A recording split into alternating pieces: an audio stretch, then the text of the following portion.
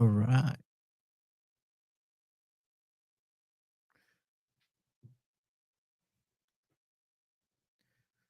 Hello, everyone. Welcome to another episode of the Part 8A live podcast from Mencavi News. And this is Miko Santos. On today episode, we're talking to one of the biggest happening in the Middle East. That's Israel or cabinet already ratified the Israel Hamas deal. So for today's episode, we're talking to Dr. Tahani Mustafa. He, she is a visiting fellow in the Middle East and North African program at the European Council of Foreign Relations. So Mustafa works on issues including security and socio-political and legal governance in the West Bank. Prior, she was a senior Palestine analyst at the International Crisis Group. So please welcome to the show, Dr. Tahani Mustafa. Hello, how are you today? Thank you. I'm well, thanks. Thank you for your time. So the first question I have to you is we're now seeing the first phase of the ceasefire take effect. What is your immediate assessment? Is this different from previous agreement that have collapsed, or are we seeing a familiar pattern already? I think it's more the latter. I think definitely a familiar pattern. There is really no substantial difference here. I think as much as many want to be optimistic and assume that the climate is different, it's very difficult to really substantiate those claims. What we have seen is the same in terms of the negotiations itself, the ceasefire talks, the same sticking points that have not been resolved or really fully ironed out. In some instances, a lot of things have been either deliberately kept or withheld from the public. In many other ways, the ceasefire agreement itself has been made incredibly ambiguous in order to give Israel a lot of leeway. We've seen that in previous ceasefires as well, where the language becomes so ambiguous that often it's been used by Israel to then use as a pretext to go back to open warfare, as well as the fact that there's been absolutely no serious guarantees that Israel is going to act in good faith and actually abide by the terms that have been agreed upon. And that's in terms of just the more immediate issues like withdrawal and hostage handover, as well as the longer term issues like who's going to run Gaza, and Hamas's disarmament. So, I mean, as we can see already, I think there is a lot of concern that, this, in terms of the hostage handover, this time round, we've seen a much shorter time frame given to Hamas to hand over all hostages. So we're looking at a matter of days now, whereby, phase one could potentially collapse once Israel gets everything it wants. There's been no guarantees that Israel is going to not rearrest those Palestinians that have been released, which we've seen in the past. And what's often worse is that the numbers that they release, they often tend to make up through new arrests, especially in the West Bank. The other issue is the fact that Hamas itself has been strong-armed into agreeing to terms that are less than favorable to both the movement but also Gaza, strong-armed by both regional states where it's been pressured to accept the terms of the agreement, as well as the US that offered it an ultimatum, which is either face annihilation or enter into a less than ideal scenario. We've also seen that the US itself, we're not, incredibly optimistic about the seriousness of Trump's pursuit here. He made no secret of the fact that for him, trying to strike a deal in Gaza is more of a vanity project for his pursuit for the Nobel Peace Prize. Now that we've seen that he obviously hasn't won that, interest could very quickly wane, especially once Israel gets what it wants, which is its hostages. For the Israelis, again, there's been a lot of chatter around the fact that Israel, from the outset was not really serious. This was more of a PR exercise for Israel to both dodge accountability for what it's done, but also more importantly to sort of, save face in light of the fact that its reputation has seen a significant decline, especially over the last year. So this has been a real face-saving PR exercise for Israel. And as soon as they get what they want, there's been really no circumstantial evidence to demonstrate Israel's seriousness in these talks. Really. Mhm. So we also hearing that hostages could be released as early as this weekend, but these are report Hamas hasn't been able to locate all of them. What does that tell you about Hamas' current operational capacity and control within Gaza? Well, I mean, it doesn't really speak so much to Hamas's control. I think it's more just the practicality. So, I mean, firstly, Hamas wasn't the only faction to have breached the barrier on the 7th of October.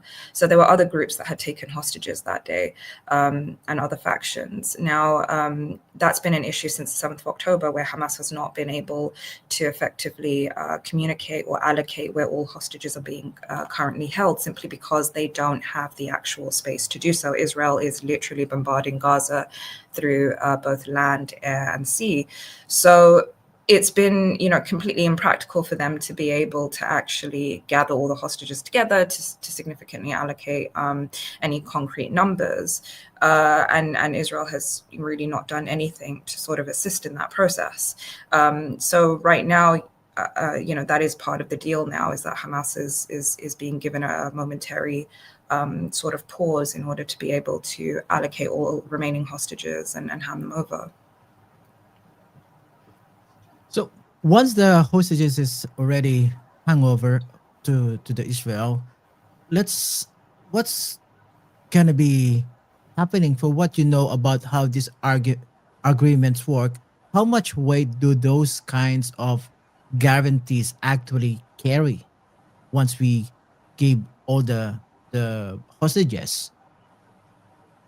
Well, I mean, so I think that's been a really substantial sticking point here, as it has been with previous agreements, in that Hamas themselves are not under any pretense that this is really going to hold after phase one.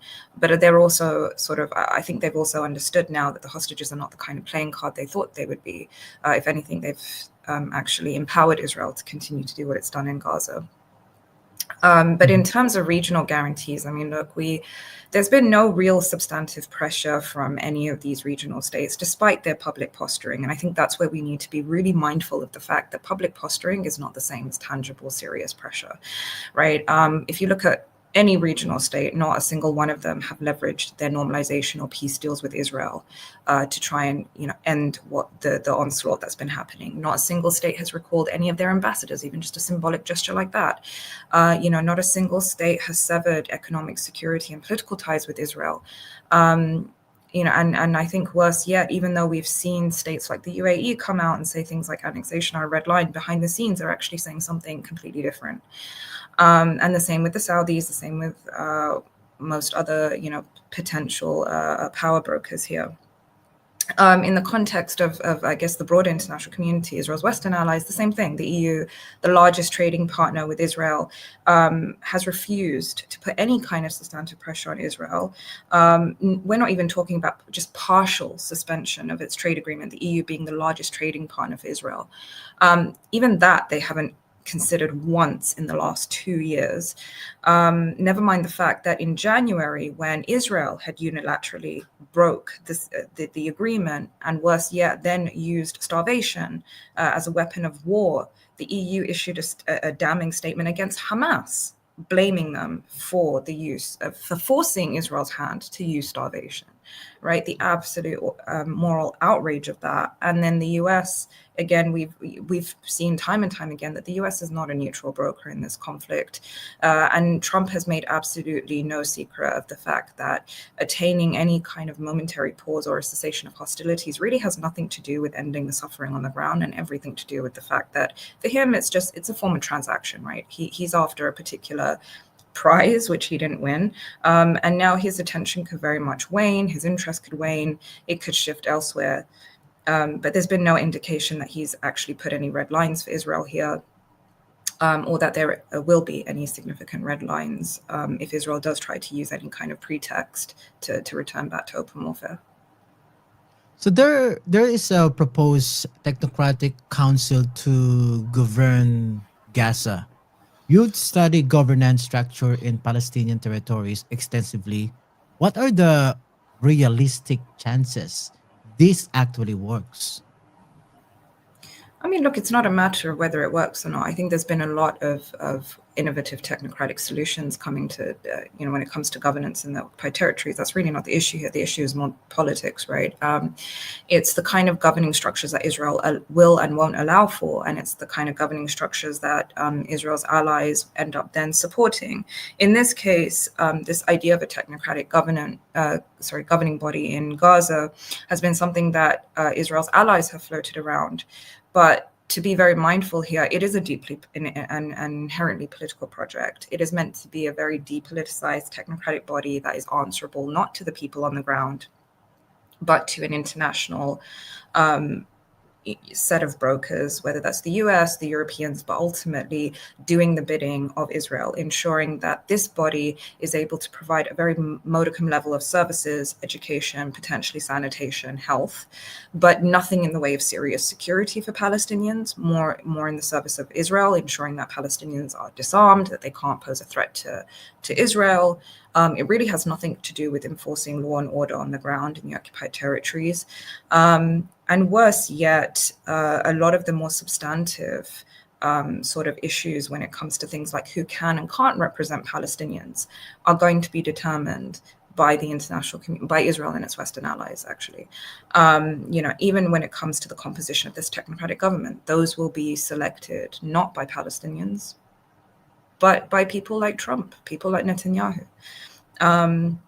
which is really, deeply, politically and morally problematic, right? But worse yet, what it also ends up leading to is a separation of the occupied territory. So you can no longer talk about a contiguous Palestinian state when you've got two separate administrations, one in Gaza that is already territorially cut off from the West Bank, and then one in the West Bank, right, under the Palestinian Authority. And that's been the international community's envisionment of this technocratic government. Now, Israel itself has objected time and time again. It does not want neither a technocratic government nor the PA, certainly not Hamas, which is really irrelevant considering Hamas have already said that they want no role to play in government. They've signed agreements to the effect with other Palestinians, and those agreements have been brokered and assured by regional states like Egypt that they will have no part to play in government. But in any case, Israel is continuously parroting this idea that they don't want to see any kind of entity that can ever bring Gaza to a point where Gaza can ever threaten Israel's sense of security again. Thank you for that, Tahani. What struck me listening to the various reaction is how much the Arab states have united behind this plan. That feels significant. Are we seeing a genuine realignment in the region? No, look, I think this plan. There is nothing good in this plan that comes out for Palestinians. This plan works more in favor than Israel than it does for the Palestinians, because this plan does not guarantee full Israeli withdrawal. This plan does not ensure that Israel will not be in control of Gaza through its land, air, and sea space as it has pre-7th of October. This plan does not guarantee that there will ever be an independent Palestinian state, a contiguous Palestinian state, a unified Palestinian state. This plan doesn't even guarantee that Palestinians can select those that represent them. So I don't see anywhere in this that there is anything good that comes out of this for Palestinians. And worse yet, this plan denounces the right to resistance from an occupied people by calling for the disarmament of the last vestige of organized armed resistance that they have. Now, Arab states obviously have self-interests involved here. Many of them, in the case of Jordan, Syria, Lebanon, are facing an existential crisis, quite literally, because Israel is, Netanyahu has openly, emboldeningly stated that he's on some kind of messianic vision of expanding Israel's territories and borders into Jordan, Syria, Lebanon, and even now potentially Saudi Arabia. So Israel is adamant on redrawing the maps regionally. So for them, there is an existential crisis, an existential threat, which is, significantly affecting their own national interest here in terms of their survival, but also domestically, where these states have for the last 2 years, especially in the case of Jordan, ensured that there is no activism around the issue of Palestine. And if it is very heavily censored around what works for the state, and where prison has become a revolving door for the majority of those that are active around the issue of Palestine. Again, they're not threatening the regime in any capacity, but just openly, state calling for Palestinian rights, Palestinian statehood, supporting the concept of Palestinian resistance has been enough. Even those that have just been involved in the charity side of things has been enough to draw them into the sort of purview of the state. So I don't. This is not a realignment. This is really just regional states acting out of self-interest. GCC states themselves now know that they are not immune from having their sovereignty violated by Israel, as we saw with Qatar. Saudi Arabia is still seething off the fact that Israel has managed to derail a normalization deal, not because they want normalization with Israel per se, but it has everything to do with the fact with what they could actually be getting from the states out of this. But still, Israel has made it impossible to actually pursue that normalization deal that Saudi is so adamant on pursuing. Because right now you've got, again, there's a disconnect between where these regimes want to go and the sentiment on the ground amongst the publics. Right. So the time is now not apt for normalization, especially if Israel continues to behave the way that it does. So I think it's in everyone's interest now to see quiet, to see stabilization. Not just because, obviously, of the discontent that it's brewing at home, leaving these regimes in a very precarious situation, especially in terms of their legitimacy, but also because Israel is just hell-bent on driving the entire region into some kind of regional war, just plunging it in. In the last 2 years, it has attacked not just its neighbors, but, we've seen that it has tried to draw the world into a regional war with states like Iran, for instance. Mhm. So let's go back, Tahani, on West Bank. If this deals holds in Gaza, what does that means for the West Bank? Does it create momentum, or could it actually make things more complicated there? I mean, look, this deal will make things complicated regardless. I mean, the deal itself, I mean, just in terms of, if you just look at what it's offering for Gaza, is a very complex. It's a very complex agreement. Now, in terms of what this could mean for the West Bank, I think the distraction of Gaza has served Israel very well for its objectives in the West Bank, because that really is where Israel's sort of territorial ambitions lie historically and now more so. And where we've seen Israel accelerate a lot of those, the pursuit of those objectives, where we've seen the largest land grabs since the Oslo Accords, where we've seen the largest displacement of Palestinians since the 1967 war, when Israel annexed the West Bank from Jordan. We've seen some of the largest fatalities since the Second Intifada, just in the West Bank alone, where Israel has also conducted mass arrest campaigns, which is kind of goes back to the point I made earlier. There's no guarantee that Israel, the numbers that it ends up releasing are not going to be made up by new arrests. We've seen something like 14,000 Palestinians arrested since the 7th of October, and over 10,000 of those have come from the West Bank.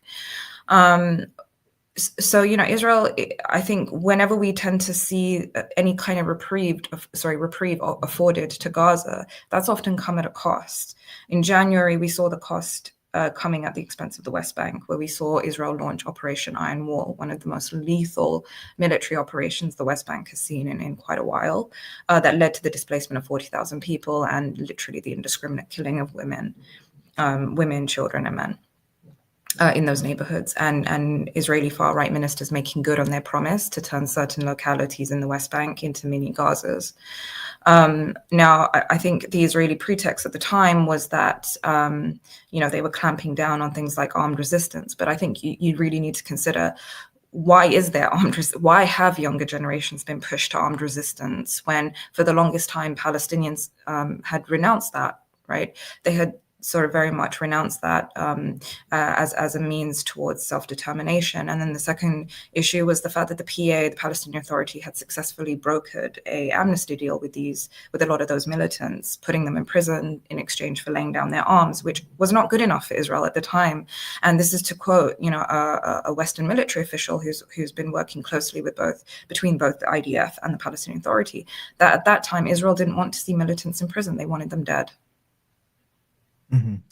So, U.S. President Donald Trump the current news right now that he is coming on Monday and also bringing at least 200 US soldier in on the region. And he's also talking about Council of Peace. You study international involvement in Palestinian governance. What's the track record of this kind of international frameworks? I mean, okay, I don't even think you have to look internationally, just look at the context of Palestine historically, or just the region historically, right? The US is not a neutral arbiter in this conflict. They've made no pretense of that. Trump's administration has made no pretense as to where its political leanings lie. So I think just off the bat, many are already very skeptical about the fact that he's bringing 200 US soldiers with him. Though that is not a substitute for an international observer force that can, monitor the situation on the ground and ensure the agreement is being fulfilled, right? Especially when you're having the one state that has literally been the biggest impediment to any kind of international attempt to try and deter what has happened in Gaza and to try and broker some kind of ceasefire.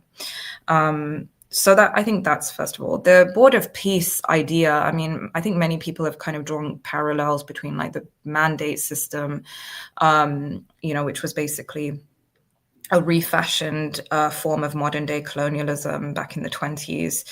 I mean, you can call it whatever you want. I think ultimately at the substance of it, you don't have to look very far.